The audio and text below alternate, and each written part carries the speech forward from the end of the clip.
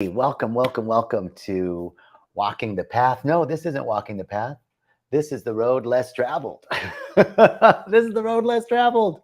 It's Tuesday, and Jerry is off, flying, doing something amazing. And he asked me to sit in for his Tuesday, the road less traveled um, Facebook Live, Instagram Live, YouTube Live, and I am so excited. I'm so excited to be here. Thank you guys. Thank you everybody in Instagram world for joining in. Thank you everybody in Facebook world and YouTube world. So I always want to start because this is really, hey Diego, what's going on? Hey everybody, welcome. I want to start first by talking about what's happening at Rythmia. And right now, what's happening at Rythmia is we're closed. We're closed for 2 weeks, annual normal maintenance. Every year, we just close for a couple of weeks. Who's that? Hey, Milord, what's up, girl? Good to see you. So we're closed for 2 weeks for regular maintenance. We're fixing the, upgrading stuff, all the regular maintenance that you have to do to keep the resort tip-top shape. So I've been going there while it's closed. It reminds me of when we were closed for COVID. I think Jerry and I and there were a couple shaman that were there. Brad was there. Dr. Arturo was there. There were like 6 people that were living on property at Rythmia during COVID, and it was like the shining Costa Rica, basically. But it was amazing because it was so interesting to see the resort in that way. And that's what it's like right now. I've been going there, working out, doing a little hot and cold plunge. And so Rythmia is closed. But what I love about what happens at Rythmia every week, week in, week out, is that people see something. And what they see is something that everybody in the world needs to see.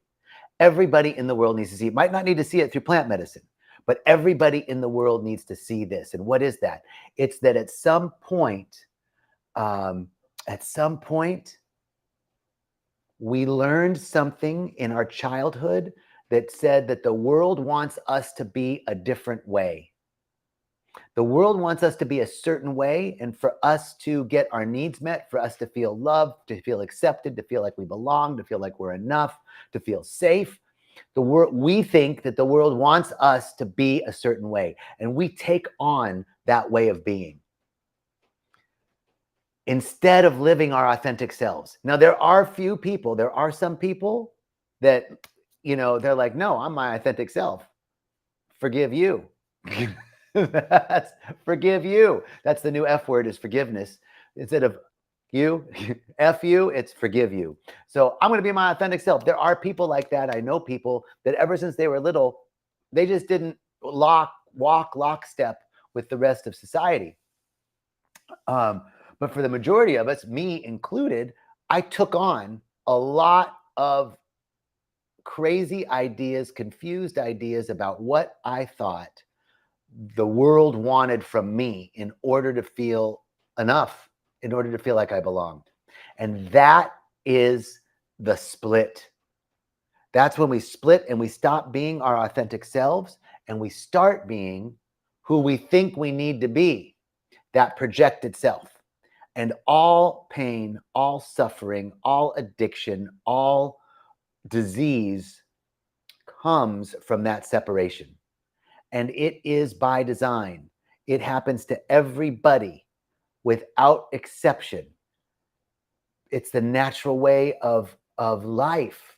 We split, we have a little bit of a wobble, and then in that wobble, we learn the truth. So this Road Less Traveled special edition is about the courage to see.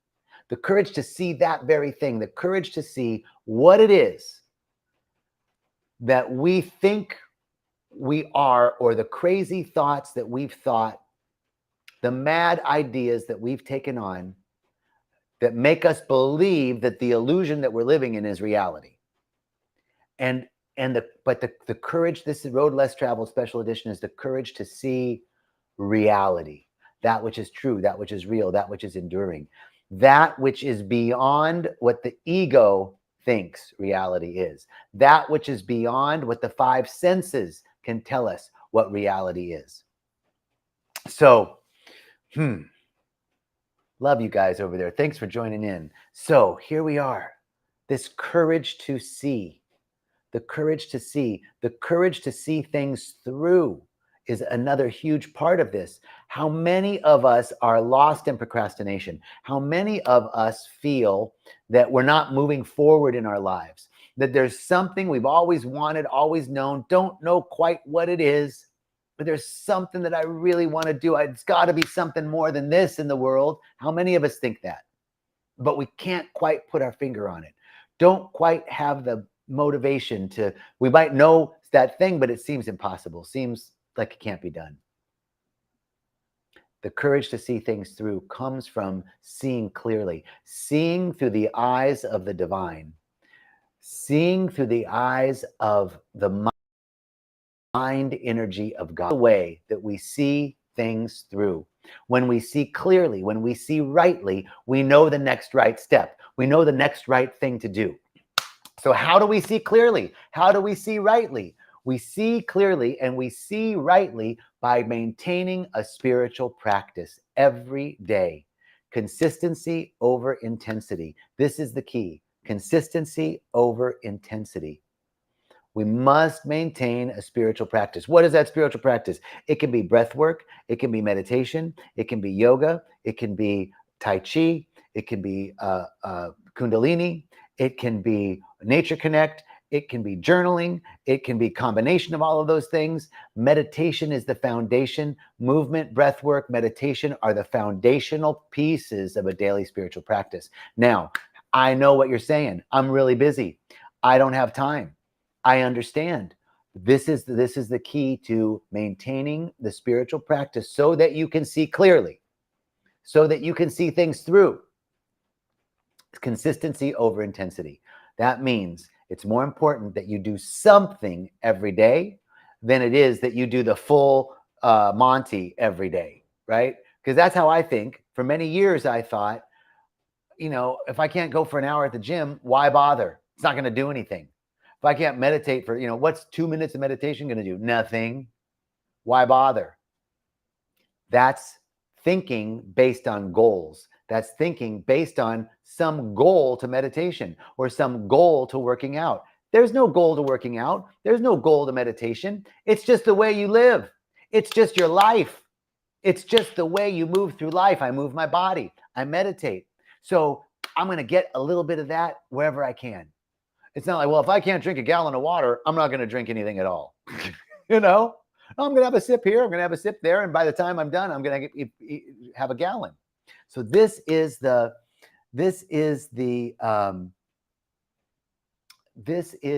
key to maintaining a spiritual practice is consistency over intensity. Just do something every day.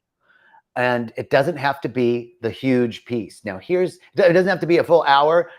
I'm talking 5 minutes of breath work, 5 minutes of meditation, 2 minutes. Just do something. One day you can do 20 minutes. One day you can do 10 minutes. One day you can do an hour in the gym. One day you can do 20 minutes. One day you might just be able to do 10. But I guarantee you, if you walk in the gym for 10 minutes or you go for a walk, just did something that day, you will keep the consistency going. Why is this important? I'm going to share with you something that happened to me very recently that showed me the importance of leaning into our spiritual practice.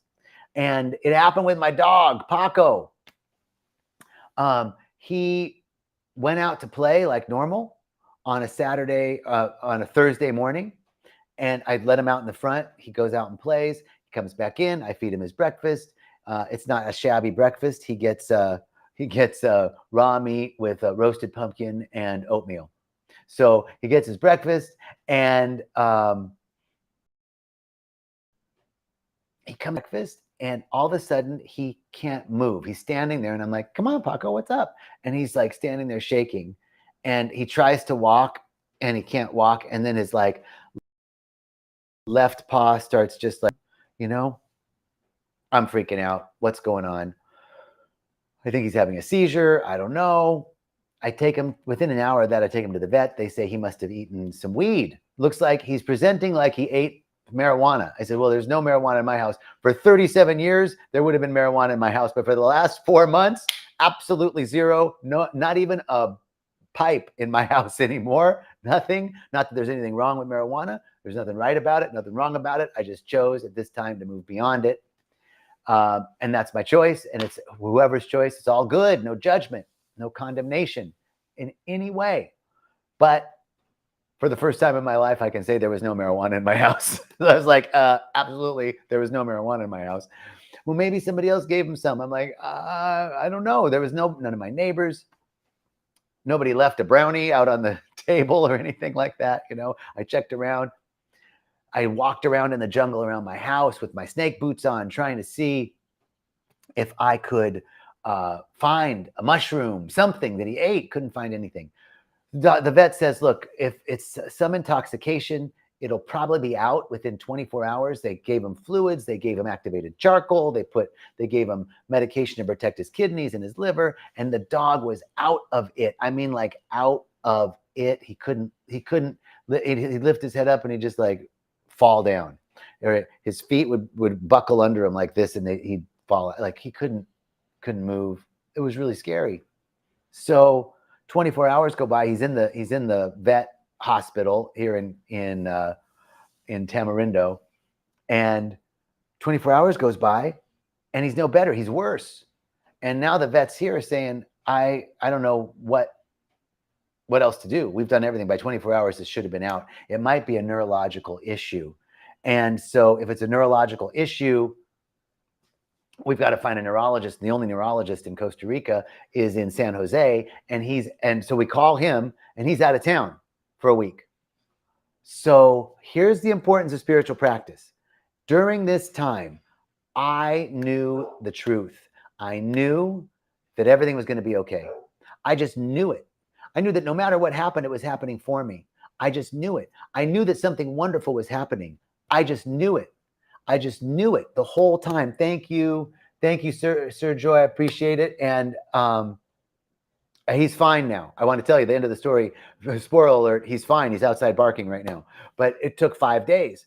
But I'm telling you this story to illustrate the importance of maintaining a spiritual practice, because when the inevitable vicissitudes of life hit, you need to rely on your spiritual practice. And if you don't have that practice going, it takes a little while to get it up and running. But when you have the spiritual practice going, so here is one of my spiritual practices, is I say the oath of manifestation almost every day. I have a group of people that on a chat called the Gratitude Group, and they're all individuals committed to maintaining their spiritual practice on a daily basis. And we just like report into each other, fun. Hey, I did this, whatever. Somebody's scripting, somebody's journaling, somebody's doing a reading, somebody's ice bathing, somebody's plunging, somebody's working out, somebody's doing yoga, but we're just like, hey, I'm on my practice today, connected. And then we say the oath of manifestation. And it's a group call. Whoever can initiate it, we press call on the WhatsApp chat, and it calls everybody, and whoever can answer answers. And it's about a minute call. And we say the oath of manifestation together all at the same time. And it's like a prayer chamber. I accept and receive unexpected good, unexpected kindness, unexpected money, unexpected generosity, unexpected love, unexpected offers, unexpected prosperity coming in unexpected ways from unexpected places in my life and the life of others. I am constantly guided and boldly empowered to receive the lavish abundance of the universe. I accept the principle that abundance and prosperity have already been given to me. My acceptance makes it real and opens the space for manifestation to rush in. I open wide the doors of my conscience and to give. It is done now. Through this oath of manifestation, all things are possible. I declare absolutely that I live in a friendly universe that is always providing for me. I feel it powerfully happening now. I open to receive more abundance and to give more abundance than I have ever experienced before. I can afford anything I desire. In fact, I'm so prosperous, I need never worry again. I'm grateful for all that I already have, and I'm grateful for all that I'm ready to give. I keep myself lifted in high consciousness no matter what the appearances are. God is all there is. I let the God times roll, and so it is. That's the Oath of Manifestation, written by Reverend Cheryl Ward at Agape. So this group, we say it, Beverly says, sign me up. All right, Beverly, give me a DM on Facebook or Instagram. And so,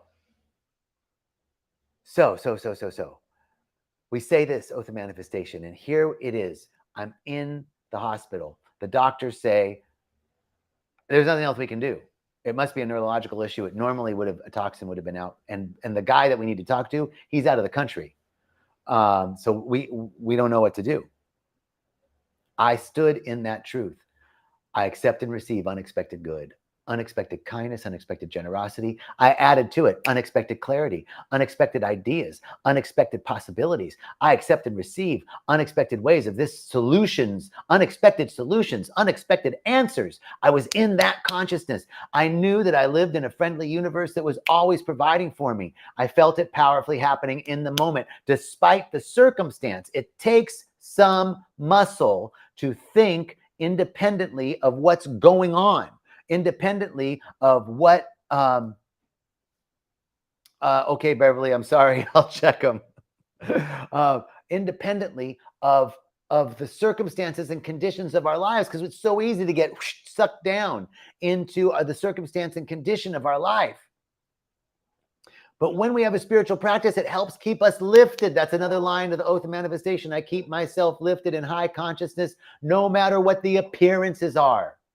So I just knew something. I knew he was going to be okay. I just knew it in my soul, in my heart. And if he ended up passing, it would have been really sad.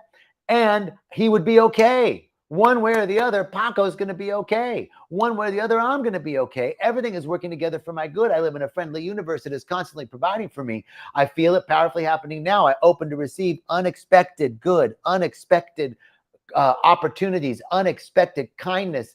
Here's what happened.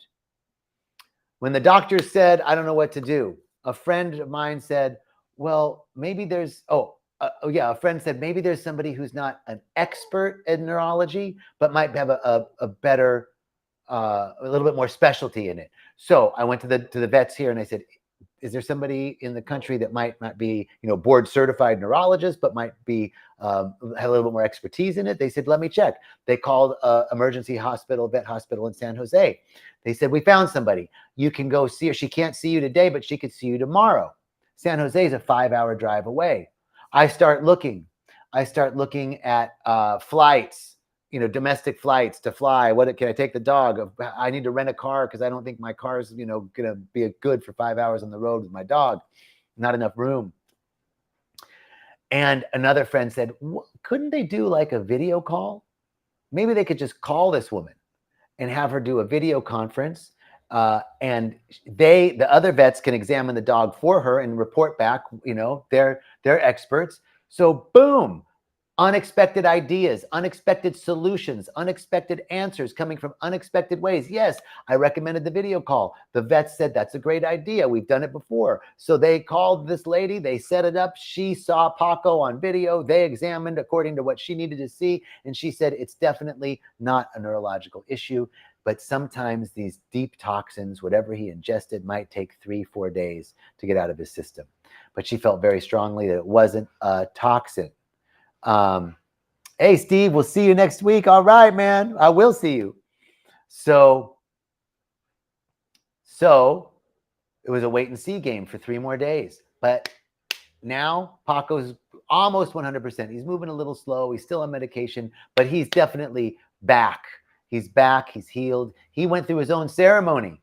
And now I got to do integration with my dog. That's our next Facebook Live, is integration. But the point is that if I didn't have that daily spiritual practice, when the inevitable shift hit the fan, I wouldn't be able to lean in as powerfully, to know that truth. It's like a prophylactic. Yes, I said prophylactic. It's like a prophylactic that begins to protect ourselves, to boost our immunity against all of the lower thought forms: fear, doubt, worry, lack, limitation, not enoughness, impossibility, limited thinking, limited thought, limited beliefs, to protect ourselves against all that corruption, as my mother used to say.